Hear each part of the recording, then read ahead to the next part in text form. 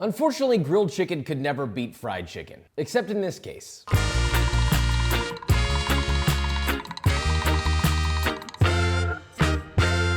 Jamaican jerked chicken. Look, I've had it at many different places, but there was one place in particular that I've been to. Irie jerk chicken in New York City was so good. Literally served off the side of the street on a plastic plate.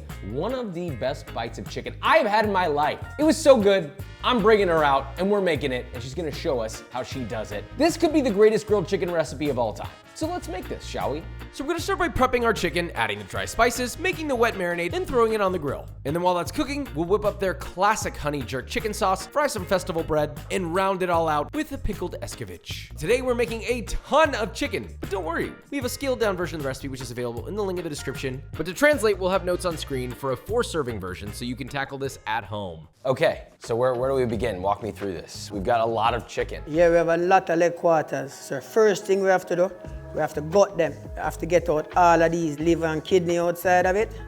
And we just easily do it like that. You know, sometimes you could just even use your finger. Wow, you got that out so cleanly. You see, that's why my food takes so long, because I got to do all of this stuff, man. But good food takes time, that's how it goes. Yeah. You're taking care of the people. I have to. This is a brand new technique to me. I had no idea. I'm going to tell you something. As a Jamaican, don't say that, let them hear you. If we go to a restaurant and this is in our food, we're not going back. And we telling everybody we know about that. What about this excess fat? You want to cut? No, that help get the flavor when it's burning, and we don't take the skin off, because we eat the stuff behind the skin. It's basting itself in its own fat. Yeah, and our own fat. All right. That wasn't that long. So now we're going to the sink. We're gonna rinse it with vinegar and lime, real lime. So we're gonna squeeze the lime every night, Joshua. You drop the lime in it. So you wanna wash it now. It's like you're caressing your girl.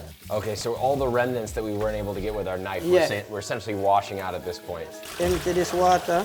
I mean, admittedly, the chicken does look very clean, I will say that. Okay, so now we're making the wet marinade. We got Scotch bonnet, Jamaican hot peppers. Brought them from New York, man. Real ginger. A load of thyme, love that. Scallion and my allspice pimento seeds. Wow, there's a lot that goes into this. Yeah, man. Just chew all of your season them in it. The whole thing? Yeah, man, chew Oh my God. Yeah, okay, man. and so these are the pimentos. Pimento, yeah, those are not hot, they're just tasty. 6 or so, and then we have another about 6 Jamaican hot pepper. And then we've got a lot of Scotch bonnet. Yeah. Wow. Scotch bonnet. 1, 2, 3, 4, 5, 6, 7, 8, 9. Crack it if your juicer can handle it. It'll probably do it, yeah? Show your scallion them in it now. The whole thing. Yeah, man, show them in it, man. We're gonna give it a quick whirl and then we'll add the rest of the ingredients. So pop this in. So this is ginger sorrel drink. So that'll help that run. Okay, yeah, there we go. Wow, it's almost like a dance. So we have whole allspice, 2 jars. This is the most allspice I think I've ever used in my life. We got more of our spring onion, or green onion rather. They're all going in. Onion, fresh, beautiful. Okay, now we're rolling. We're really rolling here. I would have never figured this out. There's so much layering of flavor. Okay, so we're taking a pint out. So half this for the sauce. That's it. Yes, sir. We're ready to jerk. So we've got the dry seasoning going in, then we'll add the wet. It's time to season the chicken. There you go. So Josh, we're gonna put the garlic on it. It's a little secret ingredient. Secret ingredient? Yeah, you just put a little dab on it. Super fragrant. I have no idea what it is, but I'll tell you that it smells incredible and it should be a candle. This is the ginger, the ground ginger. We also have the real ginger grounded up in that already. This is the dry chicken seasoning. You see the Sazan Classico. Dry jerk seasoning. And this, essential, this is whole pimento, allspice grounded up. Wow. You need tons of allspice. Yeah, you know, you need that in your chicken. In a lot of other cooking cultures, you see allspice being used very lightly. There was like 1 or 2 teaspoons. I mean, this is like, you're going all in on the allspice. It's a Jamaican thing, it's an African thing. We have to have with spices. I love it. And then you're gonna rehydrate it with this. Then I'm gonna work my muscles and put them in. All right, let's do it. Do we pour this over? Just throw it off. All right. Man. All of it? Yeah, man, throw it out, man. We're not left now. We are going at it, Joshua. We are feel it up. We are love it up. And I wish somebody would treat me like this. Gotta love them to do it like this. You see all them parts? So fragrant. Open it up and push the season underneath there. This is super smart because you're essentially layering so many flavors and you're getting 2 different versions of the flavor, like you said, right? The dried spices are gonna taste different than the fresh. Yes. But you're bringing them together to kind of all at once. Combine teams. I should be clear on this. There is salt in this, but it's not coming in the form of pure salt. salt, it's in the seasoning that you just added. Especially the Sazon Classico Sazon, yeah. is really salty. So if you were to make this at home, just be cognizant that the saltiness of the spices that you add should suffice.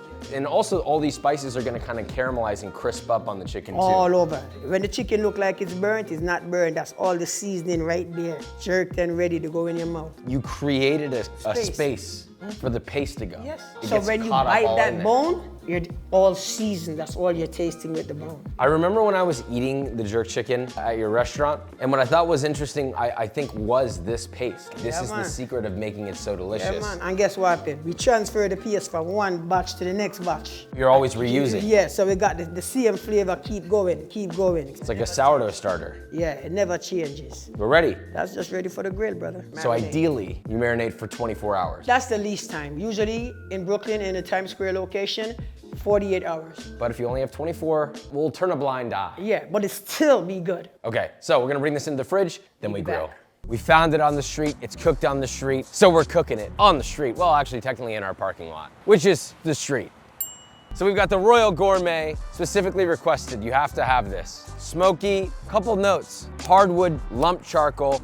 Don't use pre-gassed or pre-lit charcoal. You want specifically hardwood. Royal oak. And Josh, being that we don't have any pimento wood and no nutmeg wood, we're not in Jamaica, we're gonna throw some pimento seeds in there. Now, what is a pimento seed? Well, it's actually another name for allspice, so don't worry, you can find that at the grocery store or online. And we're gonna put some whole nutmeg in there. Get that flavor going for your chicken while it cooks. So back home, you would be cooking this over Pimento wood. Or nutmeg wood. Or nutmeg Yeah, wood, that's wow. natural. Just go in the bush, take it out. So you wanna add your chicken on there now. Okay. Fire's ready. No oil, chicken goes straight on. Chicken has enough fat on it. No oil, no oil. Beautiful.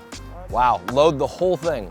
And then we have our fire basically center set. So you have a coal base and it's really only in the center 60% and then the outer edges are You can empty. move them. Yeah, you can really move them to, Okay. to the heat, you know what I mean? So right now, we're gonna let it cook. You can smell the chicken cooking already. So you're gonna close the grill.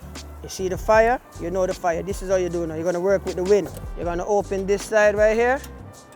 Let this breeze go in there. There you go. So you're part grilling, part smoking almost. Yes, that's how you cook it. Sometimes just smoke by itself. It's a science, baby. You're gonna give it like 15 minutes for one side and 15 minutes for the other side, and you take it out. Close this part. I'm holding all the smoke in as I can. 300 degrees. Temperature sweet spot, we're medium cooking. Okay, so now we have a carving fork, or really any fork, I imagine, and you're puncturing all over the chicken. So this is really to speed up the cooking process a little bit, let the heat get in there, let the smoke get in there. It's also creating surface area too though, because you've got like all the gnarlings and like the meat that folds out and the fat that folds out. A lot of professional culinary settings, everything they wanna make perfect, they wanna make perfect. But sometimes I think when you make it a little bit imperfect, you poke it, it changes it, and it arguably makes it better. There's no rules in a way. There's no rules, you just gotta cook it the best way you think. Cause you gotta poke it, man, make sure the heat going right through it. Once both sides are nicely charred, move the chicken to the top rack and let it rest for another 15 minutes. Just make sure that your chicken is cooked all the way through to an internal temperature of 165 Fahrenheit minimum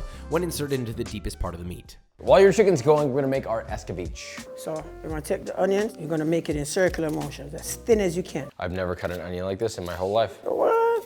My God, Just like that. I see why you need a smaller knife. And you're done with that, you see you pepper them now, cut your peppers, see them here. These peppers can cut in two. I'm still on the onion, guys. I'm This is the hardest part, getting the carrot done. This is the hardest part. You wanna get nice pieces of carrot for your sauce. It tastes very good. All right, so we're going into a pot with the onion, the pepper, the carrot, everything. So we have a lot of allspice going in. Because you have so much pepper in there already, the carrot is gonna have a nice little sweet flavor to it. And then you wanna add your vinegar, just enough vinegar to cover it up.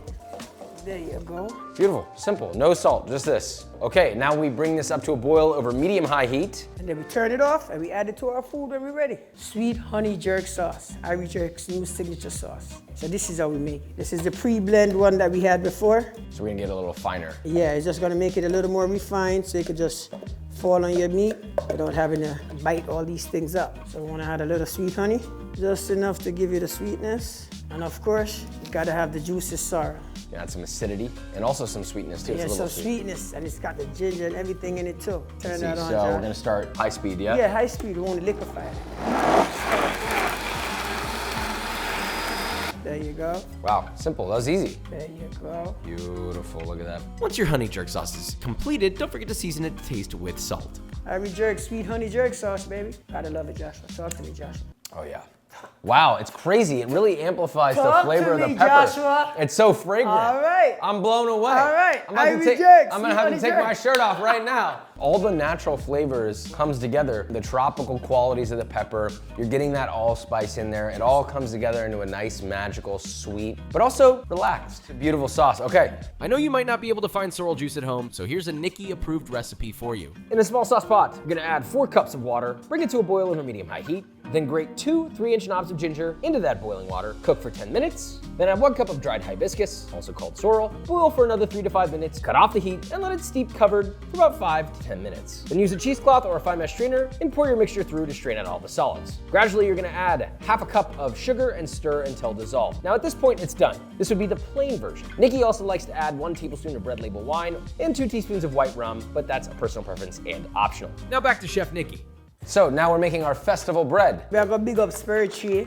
Spirit Tree is a brand from Jamaica. And we have a beach in Jamaica called El Shire Beach. I'm taking you there soon. So we're gonna do the whole bag. We always wanna leave a little bit in the bag, just in case you need to butter it up a little. So we're gonna add the water to it, just water, because it's already pre-mixed. Back in Jamaica, we mix it with cornmeal, vanilla, a little sugar, a little cinnamon, a little nutmeg, but now we're just gonna do it like this in America. Simple, Yeah, just water. simple, just water, just water. Wait, could you add more to it if you wanted to? Yeah, if you wanted to. Is it wrong to add like milk? Yeah, I mean, some people do, but we don't do that, not with festival. Never put milk in festival. So you wanna get the dough nice and soft. So what we do now, that's why I left some in the back. In case you need more. Just in case you need a little more to make it. In this case, if you don't have any more festival mix, you can add flour to it. We add a little bit more. We're looking for more of a dough that doesn't quite stick. And even though it's firm, it's still soft. Just rub it together, make sure it's floured, well floured, and then you just press it. Straight in. Right in the pot. You're gonna like it, my youth. It's nice, it's finger food. And as you see it brown, it's ready to come out. You can make it as brown as you want it, because it gives it a different taste. Well, now we're gonna let it fry. Once it's a nice golden, take it out, drain it, you have your fry bread, specifically festival bread. Festival. This is like super crispy on the outside, crunchy, aerated, and the inside's very dense but fluffy. It's almost like the combination between hush puppy, cornbread, a biscuit, fried. All that in one. Optionally, chop your jerk chicken quarters into 3 pieces, pile your festival bread onto the plate, add your charred, chopped jerk chicken, followed by a nice mound of your escovitch, and finally, spoon some sweet honey jerk sauce over your chicken. Everything is here, beautifully done by you. Man, thanks, Thank Josh. you. Thank no, you, of man. course, thank you. Thank you, man. There's only one thing left to do, just to taste You it. just gotta eat, man. Shall we? You Yeah. just gotta eat, I'm man. gonna go for the back piece I'm here. gonna just go for this part right here. Immediately transported back to Irie Jerk. My first time I went there in New York City, street food tour, and it blew my mind. I couldn't figure out why is it so damn good? But now I see. I thought it was gonna be a complicated process. I thought there was gonna be a lot of layering to it, and there is a lot of layering, but it really is kind of a simple thing. It's just beauty and simplicity and really excellent technique executed by you, but also generations and generations and generations. It's a cultural thing. I said it earlier, but everything comes into one flavor. All these different things, the thyme, the allspice, the chilies coming in, providing that fragrance, that tropical flavor. It's a little spicy, but it's not too spicy. Don't be scared, don't be shy. Honestly, I could eat 100 pounds of this chicken by itself, but this sauce adds a little bit of extra depth. And you got the crunch, you got some extra sweetness, Festival, mix it in. your carbs for the day, and then a little bit of tartness to balance it all out, to cut the richness of that fatty chicken. Beautifully pickled escovitch, which is pickly, it's vinegary, it's acidic. It's a little crunchy. You showed us something legendary, something I think everybody needs to know about, something that I think there's no shortcuts that should ever be made, but also no shortcuts needed, because it's None. a simple process. It's a simple process. Beautifully done. Brother, Thank you. thank you. Thank you for doing this to us. Everybody in the comments, please, if you make it to New York City, you know where to go. Irie Jerk Chicken is the one and only place to go. Go there first. And look, we said we were gonna bring her out. We had to do it. Thank you, bro. Subscribe.